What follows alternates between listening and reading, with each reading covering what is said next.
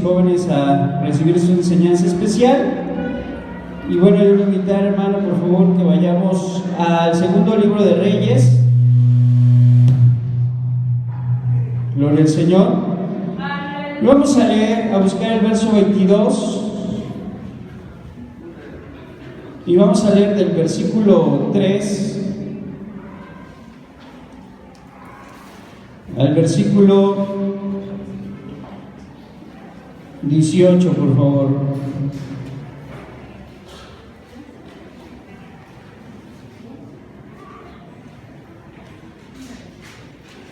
Segunda de Reyes, capítulo 22, y vamos a leer de manera alternada, por favor, del versículo 3 al versículo 18 solamente. Dice así: a los 18 años del rey Josías, envió el rey a Safán, hijo de Azalía, hijo de Mesulam, escriba, a la casa de Jehová, diciendo: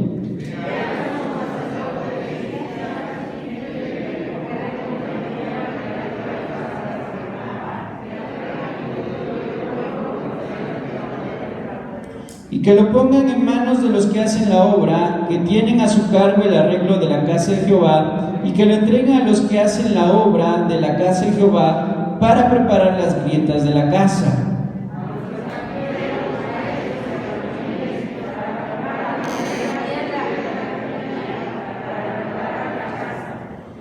Y que no se les tome cuenta del dinero cuyo manejo se les confiare, porque ellos proceden con honradez.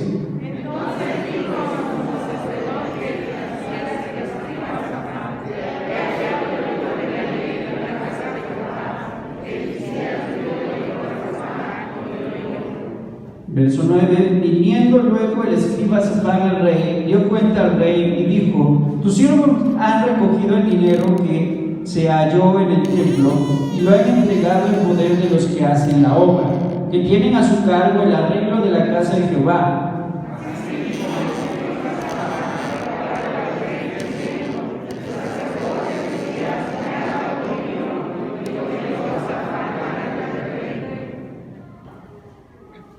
Y cuando el rey hubo oído las palabras del libro de la ley, rasgó sus vestidos.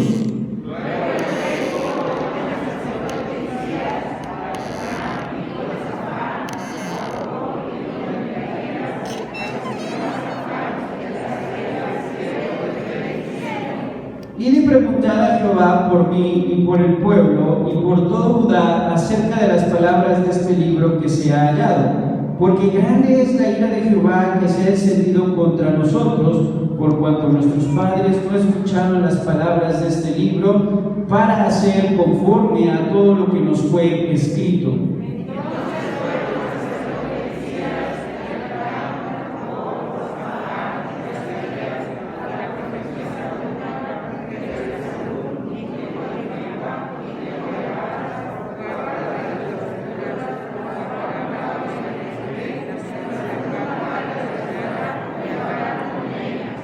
Y ella les dijo: así ha dicho Jehová, el Dios de Israel, decid al varón que os envió a mí.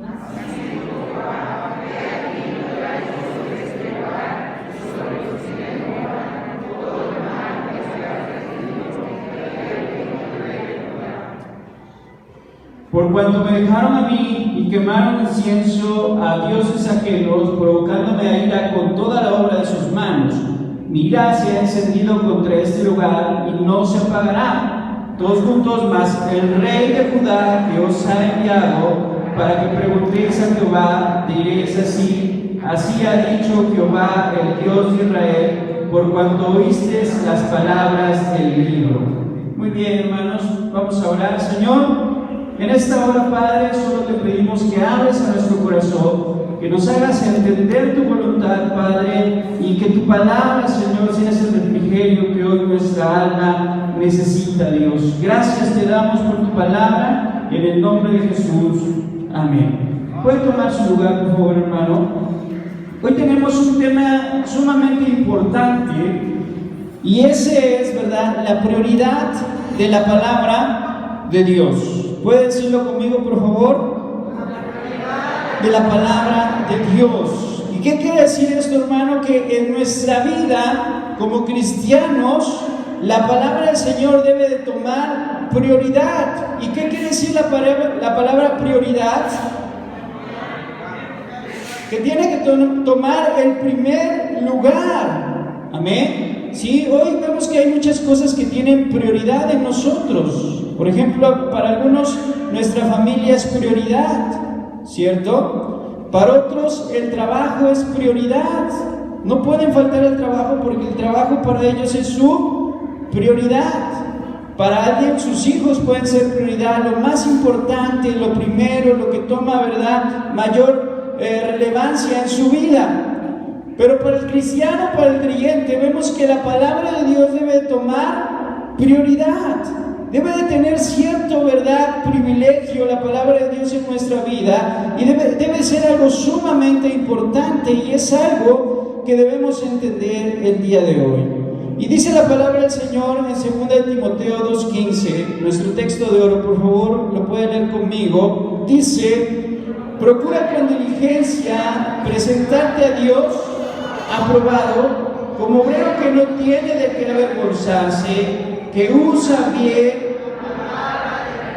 Nuevamente dice: procura con diligencia presentarte a Dios aprobado, como obrero que no tiene de qué avergonzarse, que usa bien la palabra de verdad. 2 Timoteo, muchas gracias, hermanos. Que usa bien la palabra de verdad. Y esto es lo que hoy queremos, la lección, ¿verdad?, nos quiere llevar a comprender que debemos, ¿verdad?, tomar, la palabra de Dios debe tomar esa prioridad. Debemos de presentarnos a Dios aprobados como un trabajador que no tiene de qué avergonzarse de su patrón, porque usa bien la palabra de Dios. Vean lo que dice. Bueno, vamos a ver, antes de iniciar, vemos que ahí aparecen 4 nombres: Ezequías, Manasés, Amón y Josías. Y estos hombres, ¿verdad?, fueron reyes en Judá. Y hace 15 días estudiamos la vida de Ezequías. ¿Usted recuerda quién fue Ezequías, hermano? ¿Fue un rey bueno o fue un rey malo? Un rey bueno. ¿Qué hizo de bueno este hombre? Quitó los altares, ¿verdad? Pero hubo algo muy importante. Cuando una nación muy poderosa quiso atacar al pueblo de Israel, ¿a quién acudió? A Dios, ¿verdad? Acudió a Dios y Dios le dio la victoria. Y eso veíamos que es importante acudir a Dios ante cualquier emergencia. Ezequías fue un hombre bueno, hermanos, pero al final de su vida, cuando ya era anciano, lamentablemente, ¿verdad?, en su ancianidad, se apartó de Dios. Se apartó de Dios, a pesar de que durante su juventud y su edad madura fue un buen rey y fue un hombre que buscaba de Dios. Cuando ya era anciano, este hombre por alguna razón se aparta de Dios y empieza a hacer lo malo. Consecuencia de esto, sus hijos, en este caso Manasés, quien es el que le precede, también fue un rey malo. Fue uno de los peores reyes que tuvo Judá. Y después de él viene su hijo Amón, que también lamentablemente fue un hombre malo. Entonces, desde Ezequías, hermano, hubo maldad al final de su reino. Manasés también fue un rey, un gobernante malo. Y Amón, ni se diga, siguió los pasos de su padre. Por lo tanto, vemos 3 generaciones de monarcas que llevaron al pueblo ¿hacia qué? Hacia la idolatría. Y cuando Josías, hermano, comienza a reinar, vea lo que dice el verso 22, capítulo 1. Cuando Josías comenzó a reinar era de 8 años. ¿Qué edad tenía este varón? 8 años. Entonces era un infante, era un niño cuando toma el reino. Era de 8 años cuando comienza a gobernar. Pero vemos que este hombre Josías, hermano, queda en la historia registrado como uno de los mejores reyes de Judá. Obviamente después de David fue el mejor rey que gobernó en Judá. Dice, y reinó en Jerusalén 31 años. El nombre de su madre fue Gedida, hija de Adaía de Boscat. Vea el verso 2. E hizo, ¿qué, hermano? Hizo lo recto ante los ojos de Jehová, y anduvo en todo el camino de David su padre, sin apartarse a la derecha ni a la izquierda. Entonces vemos que este hombre, hermanos, empieza a gobernar tempranamente. Seguramente uno de sus parientes cercanos era el profeta Sofonías, y muchos comentaristas mencionan que muy probablemente por la influencia de este profeta en su vida es que este hombre empieza a buscar desde niño a Dios, gracias a la influencia de ese varón de Dios. Entonces vemos que los profetas fueron sumamente importantes en el pueblo de Israel. Y bueno, ¿qué pasa? Este hombre, hermano, cuando empieza a gobernar, empieza a decir, ¿saben qué? Yo no voy a hacer las cosas igual a mis antepasados. Lo que voy a hacer va a ser limpiar. Y durante los primeros años de su gobierno, hermano, empieza a limpiar a la nación. Empieza a quitar la idolatría e inicia entonces una campaña de limpieza. Vemos que Josías se dice que es el mejor rey en Judá, obviamente después de David, y cuando tiene 17 años, este joven empieza esa campaña de purificación, esa campaña de limpieza en la sociedad en la cual él vivía.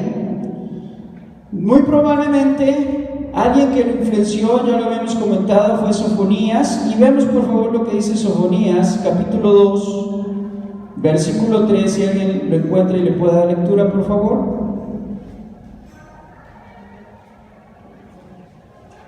Sofonías está después de Habacuc, hermano, capítulo 2, versículo 3. Y vea el mensaje de este varón de Dios: buscad a Jehová todos los humildes de la tierra, los que pusisteis por obra su juicio, buscad justicia, buscad mansedumbre, quizás seréis guardados el día del enojo de Jehová. Este era el mensaje de Sofonías, su pariente. Buscad, ¿qué, hermano? Buscad de Dios, buscad al Dios verdadero. Y entonces durante 4 años de búsqueda, ¿sí?, este hombre empieza a poner en fe su práctica. Josías, después de 4 años, hermano, de que empieza a buscar de Dios, a buscar de Jehová y a entender los caminos de Dios, pone en práctica su fe. ¿Cómo? Limpiando la casa de Judá. ¿Y qué significa eso? Que Jerusalén empieza a quitar los ídolos, empieza a quitar los lugares altos para Astarot, para Baal, ¿verdad? Todos los que consultaban las estrellas, todos los adivinos, todos los que estaban en contra de la religión judía, en este caso del Dios verdadero, empieza a limpiarlos, empieza a sacar a los falsos profetas, a los falsos sacerdotes, y empieza a invitar al pueblo a que acudan a la casa de Dios. Entonces inicia una fuerte campaña de limpieza, porque, hermano, recuerde usted que sin santidad nadie verá al Señor. Entonces, si nosotros queremos empezar a buscar de Dios, ¿qué es importante hacer? En primer lugar, hermano, buscar la santidad, iniciar una campaña de limpieza personal en nuestra vida, quitar los ídolos de nuestro corazón, quitar aquello, ¿verdad?, que nos ata a este mundo, aquello que aparta nuestro corazón de Dios, lo tenemos que retirar. La pereza, la gula, la fornicación, hermano, el adulterio, la lascivia, todos estos pecados, el chisme, la mentira, la arrogancia, tienen que ser quitados de nuestra vida. Muchas veces nosotros somos ídolos de nosotros mismos. porque nos gusta darnos placer. Nos gusta sentirnos placenteros, sentirnos bien con nosotros mismos. Y hay una filosofía que hoy se enseña mucho en las universidades. La primera vez que la escuché fue ahí, ¿verdad? En la escuela, donde se nos decía que hay una filosofía que todo lo que me causa a mí placer es bueno, mientras no dañe a los demás. Si a mí me causa placer lastimarme, es bueno. ¿Por qué? Porque es para mí, yo me estoy causando un bien, aunque sangre, aunque me desmaye, aunque muchas cosas, ¿verdad? Esa filosofía hoy se enseña, pero muchas veces nosotros mismos, esto nos lleva a idolatrarnos incluso a nosotros mismos, ponernos en el lugar de Dios, y ese lugar nadie, hermanos, lo puede ocupar, es solamente Dios. Entonces, cuando buscamos de Dios, tenemos que iniciar esa campaña de limpieza en nuestra vida, quitar todo eso lo que está estorbando en nuestro corazón y ponerlos en las manos de Dios. Vemos que lo segundo que hace este hombre es restaurar el culto a Dios. Durante todos estos años, el templo había sido descuidado. ¿Por qué? Porque era más fácil, ¿verdad?, levantar un altar a Baal en la casa, ponerle unas velas, o sacrificar un hijo a Moloch, ¿verdad?, en su altar, en su hogar, en su casa, que ir hasta Jerusalén a buscar de Dios.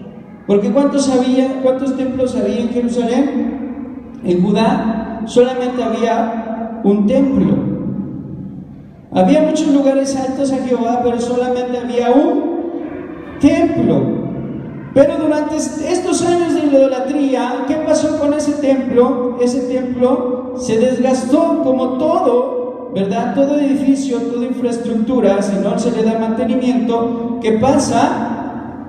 Se deteriora y empieza a envejecer, al igual que muchas cosas, ¿verdad? Y es lo que hace, dice, a los 18 años, 2 de Reyes capítulo 22, verso 3, a los 18 años del rey Josías, envió el rey Asafán, hijo de Asía, a la casa de Jehová, ¿verdad? Y lo envía, que ya lo leímos, le envía para que el dinero que había juntado el pueblo, porque ya el pueblo estaba en una restauración, el pueblo ya estaba, ¿verdad?, nuevamente encaminado a la búsqueda de Dios, y el pueblo ofrenda de manera voluntaria, y esas ofrendas son llevados a los albañiles, vean lo que dice el verso 5, y que lo pongan en las manos de los que hacen la obra, que tienen a su cargo el arreglo de la casa de Jehová, y que lo entreguen para hacer las obras de la casa, y que reparen ¿cómo estaba la casa de Dios?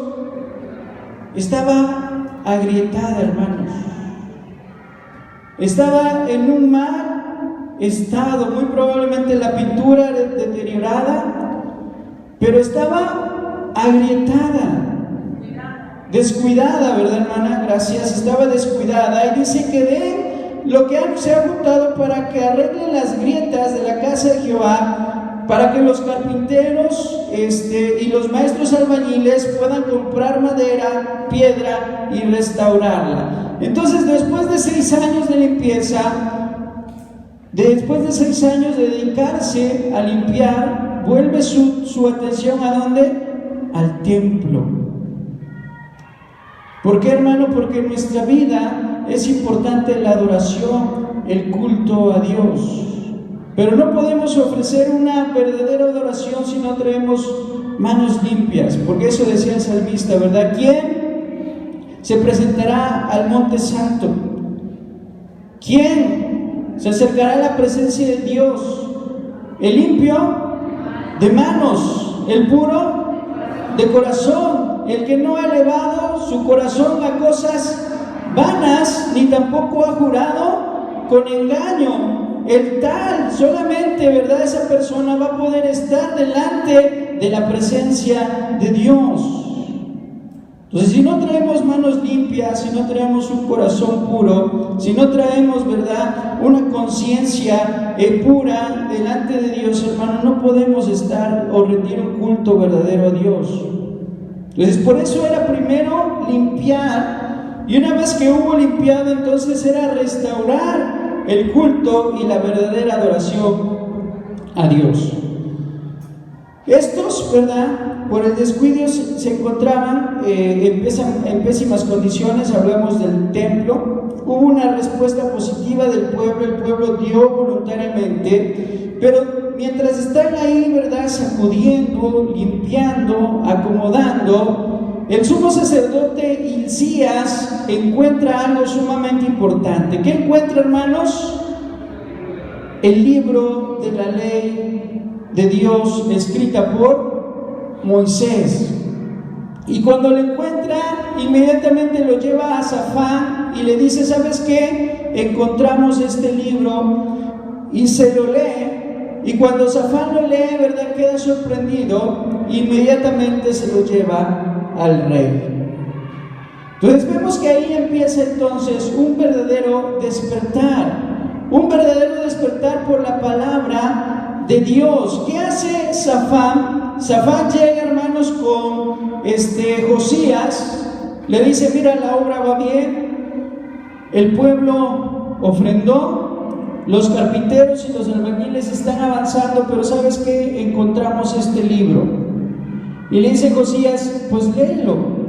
Y empieza a leer, ¿verdad? Y yo me imagino que empieza desde Génesis, Éxodo, Levítico, Números, Deuteronomio. Son las porciones que en ese momento fueron leídas ante el rey. ¿Cuántos dan gloria al Señor? Y vean lo que dice la palabra de Dios en el verso 11, capítulo 22, verso 11. Y cuando el rey hubo oído las palabras del libro de la ley, ¿qué hizo, hermano? Rasgó sus vestidos.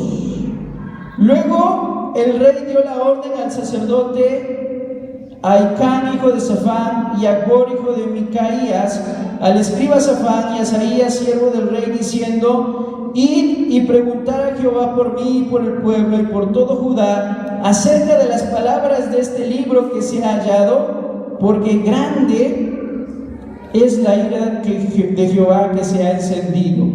Entonces, ¿qué hace este hombre, hermanos? Cuando escucha la palabra de Dios, se pone feliz, se pone contento,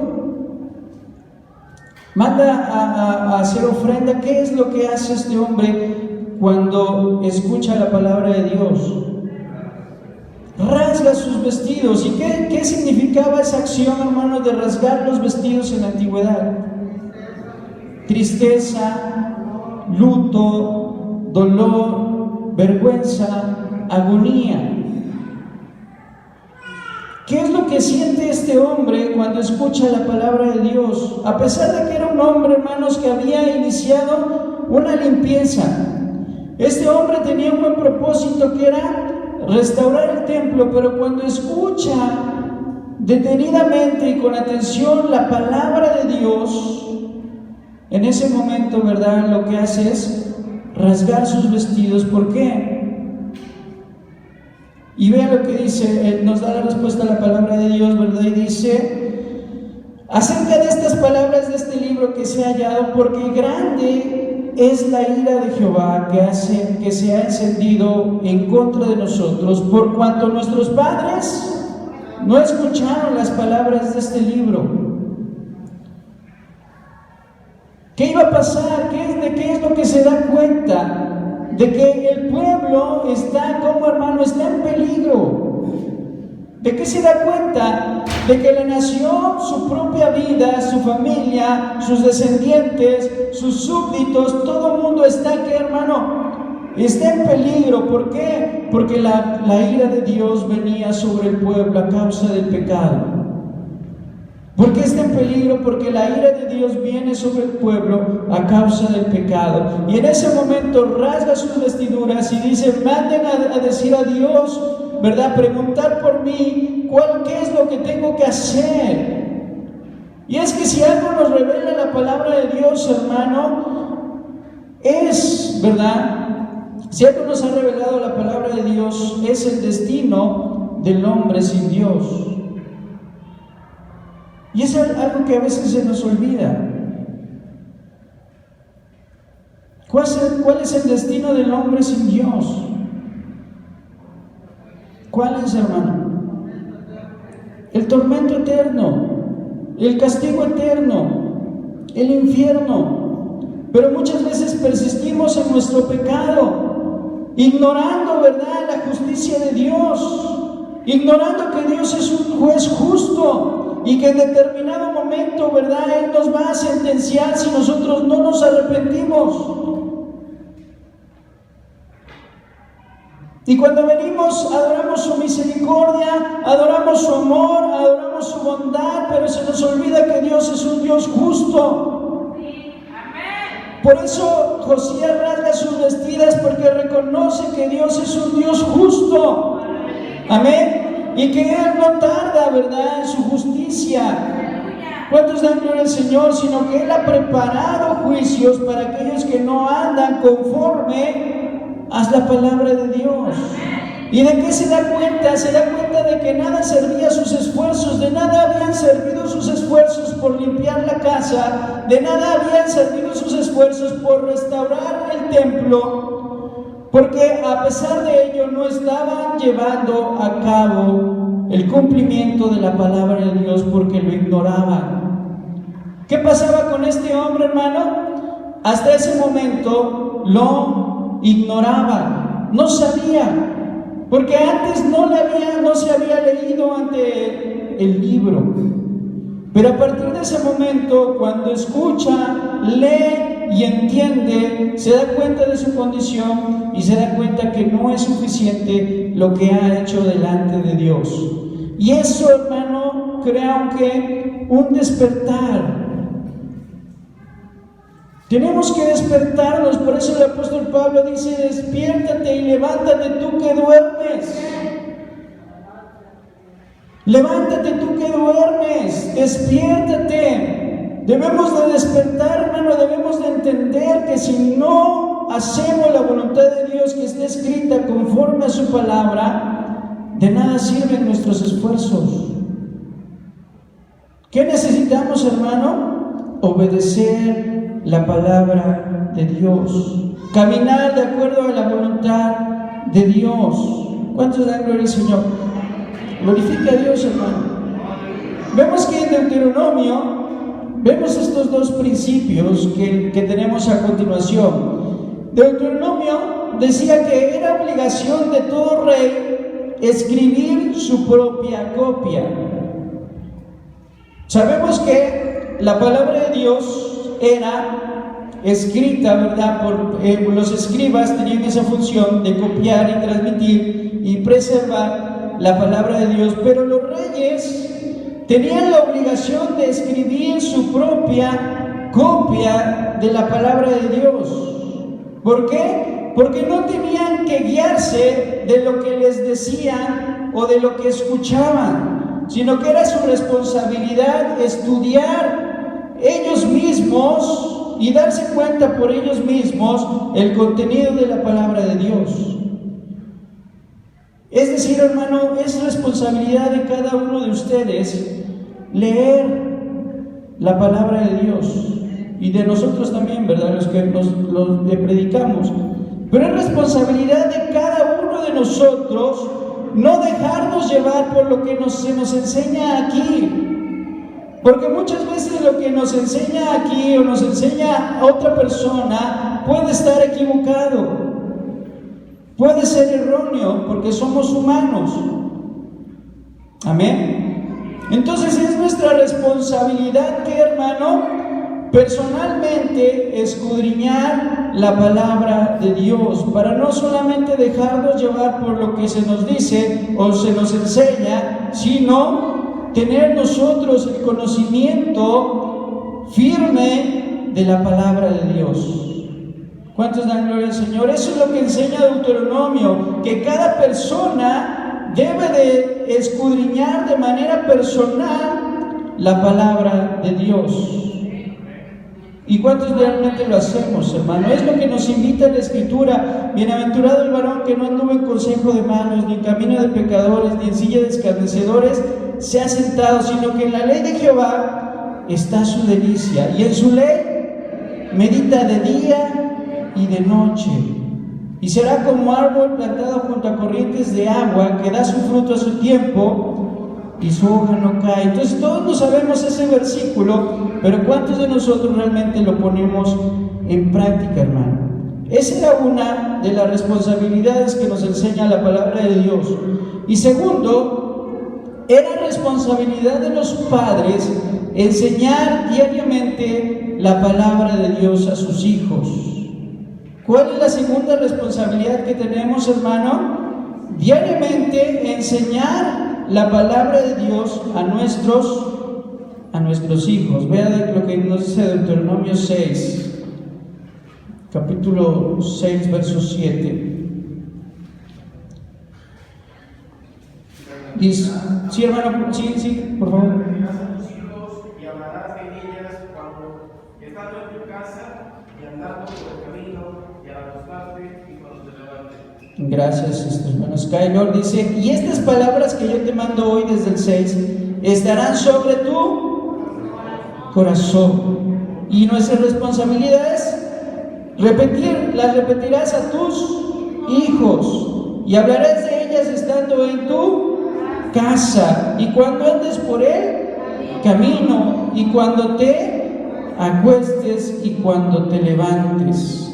Dice, y las atarás como una señal en tu mano y estarán en los frontales entre tus ojos y las escribirás en los postes de tus casas y en tus puertas. ¿Cuántos de nosotros hacemos esto, hermano? Gloria a Dios, porque yo sé que sí hay, ¿verdad?, quienes hablan de la palabra de Dios. Yo recuerdo mucho en mi infancia, hermano, y doy gracias a Dios por mi padre, que todas las noches antes de acostarnos nos contaba una historia de la palabra de Dios. Todas las noches, ¿verdad? No teníamos cuentos, no teníamos historias de cuentos, pero siempre había una historia de la palabra de Dios. Y créanme que lo recuerdo con mucho amor, mucho cariño, porque esas historias impactaron mi vida. Amén. Y doy gracias a Dios porque es por esa enseñanza, ¿verdad?, que hoy podemos estar aquí alabando y glorificando el nombre bendito de Dios. Pero debemos hacerlo nosotros también con nuestros hijos, repetir la palabra de Dios. Entonces eso nos enseña la palabra del Señor. Es nuestra responsabilidad como padres, guardarlas en nuestro corazón, meditarlas nosotros, y segundo, repetirlas a nuestros hijos. ¿Cuántos dan gloria al Señor? ¿Y por qué? Porque la palabra de Dios debe de tomar prioridad, hermano. ¿Cuántos dan gloria al Señor? La palabra de Dios debe tomar prioridad sobre nuestra vida. Amén. Entonces, hagámoslo, gloria al Señor, hagámoslo, sigamos la palabra de Dios. Este hombre rasgó sus vestidos porque sintió, ¿verdad?, que no estaba cumpliendo con este mandamiento. Vemos en segundo lugar que tenía este hombre la necesidad de orientación. Bueno, como segundo punto vemos la búsqueda del consejo divino. Necesitaba que, hermano, se da cuenta Josías que él necesitaba ser orientado. Necesitaba ser, ¿qué, hermano? Orientado, necesitaba ser guiado. Y entonces, ¿verdad?, busca esa ayuda. Y es como les comentaba, tenía ya 10 años trabajando. Tenía 10 años que había iniciado. Durante 4 años había limpiado, ¿verdad? A los 4 años empieza a limpiar. Recuerde, él inicia su reinado. Durante 4 años busca de Dios. A los 4 años empieza la campaña de limpieza. Y a los 6 años de esa campaña empiezan las obras de restauración del templo. En total habían pasado ¿cuántos años? 10. Pero había hecho las cosas sin la guía correcta. Sí había hecho las cosas, pero ¿qué no tenía en ese momento? No tenía el libro de la ley. Entonces se había esforzado, había hecho cosas buenas, pero no era la guía correcta. Por eso él rasgó sus vestidos por ver lo mucho que le hacía falta. Porque si algo nos enseña la palabra de Dios, hermano, es que sin santidad nadie verá al Señor. Pero no solamente eso, la palabra de Dios nos enseña que sin Jesucristo es imposible alcanzar la santidad. La palabra de Dios nos enseña que sin la ayuda de Dios nosotros no podemos, porque es prácticamente imposible.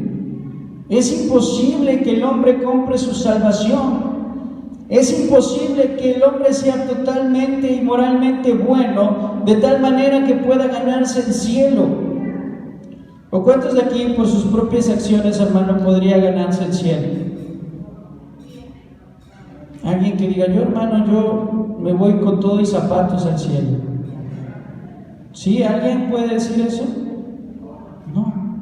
Necesitamos mucho de Dios. Entonces rasga sus vestidas por ver lo mucho que hacía falta. La palabra de Dios dice que nuestras obras de justicia delante de Dios son como trapos de inmundicia, imagínense.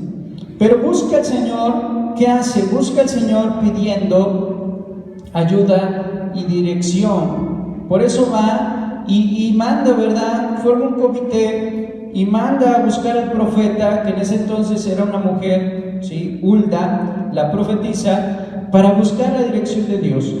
¿Qué se necesita para que la palabra de Dios traiga convicción al corazón humano? ¿Qué necesitamos, hermanos, nosotros para que también nuestra conciencia sea despertada? Para que podamos entender lo mucho que necesitamos de Dios. ¿Qué se necesita? En primer lugar, necesitamos estudiar diariamente la palabra. Porque si nada más venimos cada 8 días y nos quedamos con lo que leemos, ¿verdad? Las pequeñas porciones que leemos, difícilmente la palabra de Dios va a tener un impacto positivo en nosotros. No digo que no, sí, seguramente sí, ¿verdad? Sentimos bonito, sentimos la presencia, sentimos ganas de esforzarnos, pero si en casa no tenemos ese estudio diario, si en casa no llegamos y leemos y meditamos, difícilmente, ¿verdad?, en la vida espiritual vamos a crecer. Entonces, ¿qué necesitamos? Leer diariamente la palabra de Dios. Leer, hermano, diariamente la palabra de Dios. Un estudio diario de las Escrituras. Número 2, necesitamos la guía del Espíritu Santo. ¿Cuántos dan gloria al Señor? Necesitamos la guía del Espíritu Santo porque es una realidad. Cuando empezamos a leer, muchas veces no vamos a entender. Cuando empezamos a leer, muchas veces no vamos a entender. Pero cuando, hermano, pedimos la dirección a Dios y decimos, Dios mío, ayúdame a entender tu voluntad, entonces viene el Espíritu Santo y nos revela las verdades eternas de Dios. ¿Cuántos dan gloria al Señor? Y de manera personal me ha pasado, hay veces que leo y digo, híjole, esta parte sí, no la entiendo, no la comprendo, pero cuando estamos, ¿verdad?, en esa comunión y el Espíritu Santo viene y entonces te revela lo que Dios quiere decir en ese versículo, es completamente diferente. Cuando entiendes y dices, wow, esto es sorprendente, esto es verdad, solamente puede venir de Dios cuando el Espíritu Santo nos revela el mensaje divino. Y número 3, hermano, ¿qué necesitamos? Arrepentimiento. Gloria al Señor. ¿Qué necesitamos en último lugar? Arrepentimiento. Porque es ahí a donde nos lleva la palabra de Dios. La palabra de Dios nos lleva a ¿qué, hermano? Al arrepentimiento, a decir, Dios mío, perdóname, porque sí he estado haciendo las cosas mal. No las he estado haciendo de acuerdo a tu voluntad. no me estaba esforzando lo suficiente. No, ¿verdad? Cuando entendemos esa parte, hermano, no nos queda otra cosa más que ir al arrepentimiento delante de Dios. ¿Cuántos dan gloria al Señor? Muy bien. Entonces necesitamos la orientación. Y segundo, vemos que viene juicio y misericordia. Entonces manda una comisión para conocer la voluntad de Dios y llegan, dice el verso 14, entonces fueron el sacerdote Hilcías y Ahicam, Acbor, Safán y Asaías. ¿A quién? En el verso 14, capítulo 22, Segunda de Reyes, verso 14, dice, a la profetisa Hulda, mujer de Salum, hijo de Tikva, hijo de Argas, guarda de las vestiduras, la cual moraba en Jerusalén, en la segunda parte de la ciudad, y hablaron con ella.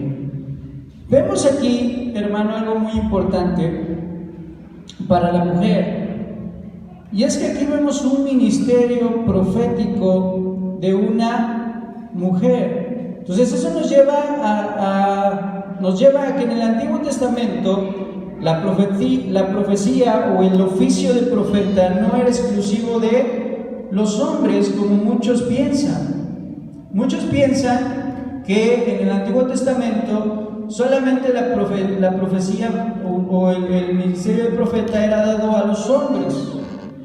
¿Por qué? Porque no encontramos ningún libro profético con el nombre de una mujer, ¿no? Isaías, Jeremías, Oseas, Amós, Abdías, Jonás, Miqueas, Nahum, Habacuc, Sofonías, Ageo, Zacarías, Malaquías, todos son nombres de hombres. Pero eso no es cierto, hermano, porque delante de la presencia de Dios no hay acepción de personas. Y Dios dice, delante de mí no hay hombre ni mujer, no hay varón, ni tampoco hay judío, todos son iguales. Entonces aquí podemos encontrar claramente que en el Antiguo Testamento Dios usó a las mujeres y también tenían el oficio, ¿sí?, de profetas. ¿Cuántos dan gloria al Señor? Y entonces vemos que nadie dice, pero ¿cómo vamos a ir a una mujer? ¿O por qué a la mujer? No, sino que todos sabían y conocían que había una mujer, que esta mujer era profeta, y van a ella a consultar al Señor. Gloria a Dios. Entonces, en Dios y en sus ministerios no hay acepción de personas, hermano. Sean hombres o mujeres, el mensaje de Dios siempre se va a dar. ¿Y el mensaje de Dios cuál fue? Dios enfatiza el juicio. Vea lo que dice Hulda, la profetisa. Verso 15. Y ella les dijo, así ha dicho Jehová, el Dios de Israel, decid al varón que os envió a mí. Así dijo Jehová, he aquí que yo traigo sobre este lugar y sobre todos los que en él moran. ¿Qué trae, hermano? Todo el mal del que habla este libro, que ha leído el rey de Judá. ¿Por qué razón? Por cuanto me dejaron a mí y quemaron incienso a dioses ajenos, provocándome a ira con toda la obra de sus manos. Mi ira se ha encendido contra este lugar y no se apagará. Vean lo terrible de las consecuencias de la idolatría, de dejar a Dios, hermano. Dice Dios, va a venir todo el mal, no hay vuelta de hoja, no hay nada más que hacer. Todo el mal que está escrito en este libro va a venir sobre este pueblo por las obras que han hecho, porque se han olvidado de mí, porque no han hecho lo recto delante de mi presencia. Dice, mi ira por lo tanto se ha encendido, y dice Dios, y sabes que Josías, mi ira no se va a apagar, no se va a apagar mi ira, ¿cierto? Y vemos que esta profecía se cumple, hermano, se cumple en el pueblo de Judá.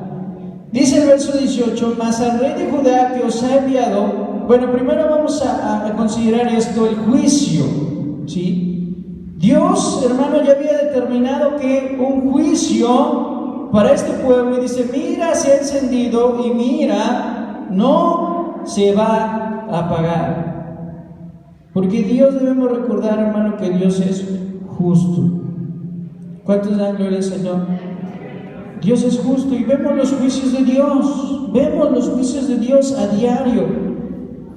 Usted vea las noticias, vea la situación del hombre, vea los cambios climáticos, vea las catástrofes naturales, vea, hermano, los problemas económicos, los niveles de pobreza, las nuevas enfermedades. ¿Y todo eso de qué nos habla? Del juicio de Dios. La balanza, ¿verdad? Y déjenme decirle algo, que vienen peores cosas sobre el ser humano. Y si ustedes recuerdan los estudios de Apocalipsis que nos daba el pastor, nuestro hermano Alfredo, y prestaba atención, hermano, todos los juicios que se vienen sobre el mundo, y sabe que eso nadie lo va a apagar. Es necesario que la ira de Dios se derrame, la copa de la ira de Dios se derrame sobre el mundo, a causa de la justicia de Dios. Amén. Entonces, pero vemos que hay una promesa de esperanza. En medio de esta situación hay una promesa de esperanza. En el verso 18 dice: mas al rey de Judá, que os ha enviado para que preguntéis a Jehová, diréis así: así ha dicho Jehová, Dios de Israel, por cuanto oísteis las palabras del libro. Vea, ¿qué hizo? Por cuanto oísteis las palabras del libro, y tu corazón, ¿qué pasó? Se enterneció, y te humillaste delante de Jehová cuando oíste lo que yo había pronunciado contra este lugar y contra sus moradores, que vendrán a ser asolados y malditos. Y rasgaste tus vestidos y lloraste en mi presencia, también yo te he oído, dice Jehová. Por tanto, he aquí yo te recogeré en paz, y no verán tus ojos todo el mal que yo traigo sobre este lugar. ¿Cuál era la promesa de Dios? Que Él no iba a ver ese juicio, que Él iba a ser librado del juicio, que su gobierno, su periodo, su transición, ¿verdad?, todos los años que Él estuviera como rey, la nación no iba a perecer. Pero ¿qué pasó después de Josías? Después de Josías viene el juicio de Dios sobre Judá.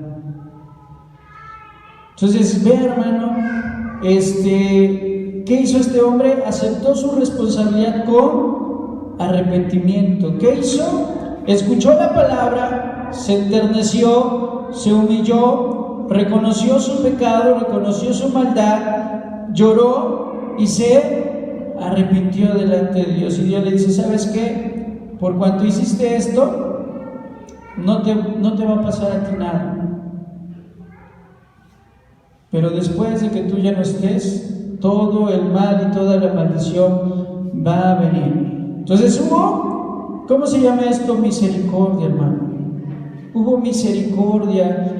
Dios tuvo misericordia de Josías, Dios tuvo misericordia del pueblo gracias a ese arrepentimiento, y Dios puede tener misericordia de nosotros. Pero ¿qué debemos hacer? Tomar la actitud de Josías. Escuchar la palabra de Dios, que nuestro corazón sea enternecido. Pero a veces nuestro corazón es duro. Escuchamos y se nos olvida. Y no, dice Dios, tiene que ser enternecido vuestro corazón, tienen que rasgarse sus vestidos, tienen que llorar delante de mi presencia, tienen que arrepentirse de todo el mal que han hecho. Porque si no hacemos esto, hermano, difícilmente la misericordia llegará a nuestra vida. Y por último, debemos de tomar una actitud de obediencia. ¿Qué hace este hombre una vez que escucha esto? Hace un pacto con Dios. Vea lo que dice el capítulo 23, verso 1. Entonces el rey mandó a reunir con él todos los ancianos de Judá y de Jerusalén, Y subió el rey a la casa de Jehová con todos los varones de Judá y con todos los moradores de Jerusalén, con los sacerdotes y profetas y con todo el pueblo, desde el más chico hasta el más grande. Y leyó. ¿Qué hizo, hermano? Leyó la palabra de Dios. Oyéndolo ellos, todas las palabras del libro del pacto que había sido hallado en la casa de Jehová, y poniéndose el rey en pie junto a la columna, ¿hizo qué, hermano? Hizo un pacto delante de Jehová, de que irían en pos de Jehová, de que guardarían sus mandamientos, sus testimonios, sus estatutos con todo el corazón y con toda el alma, y que cumplirían las palabras del pacto que estaban escritas en aquel libro. Y todo el pueblo confirmó el pacto. ¿Cuántos dan gloria al Señor? Porque es lo que Dios desea de nosotros. Al ver la esperanza, el rey reúne al pueblo para hacer un pacto, ¿sí? Y poner en práctica cada una de las demandas que había en esa palabra. Él entendía que si no hacía el juicio de Dios venía. Y usted puede leer en el verso 23, desde el verso 4 hasta el versículo 20, todas las reformas que hace este hombre, cómo destruye completamente la idolatría. Y él cumple una promesa que 300 años antes había sido pronunciada. Vea lo que dice 2 de Reyes, capítulo 23, verso 15 y 16. Dice: igualmente el altar que estaba en Betel y el lugar alto que había hecho Jeroboam, hijo de Nabat, el que hizo pecar a Israel, aquel altar y aquel lugar lo destruyó y lo quemó y lo hizo polvo y puso fuego a la imagen de Acera. Y se volvió Josías, y viendo los sepulcros que estaban allí en el monte, envió y sacó los huesos de los sepulcros y los quemó sobre el altar para contaminarlo, conforme a la palabra de Jehová que había profetizado el varón de Dios, el cual había anunciado esto.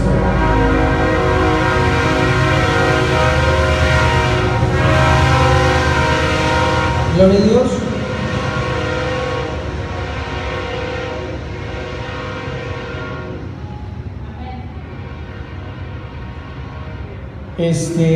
Bien, esa profecía la encontramos en 2 Reyes capítulo 13, hermano, ¿verdad? Dice, el varón de Dios que había profetizado esto, se refiere a esa profecía que 300 años había sido pronunciada.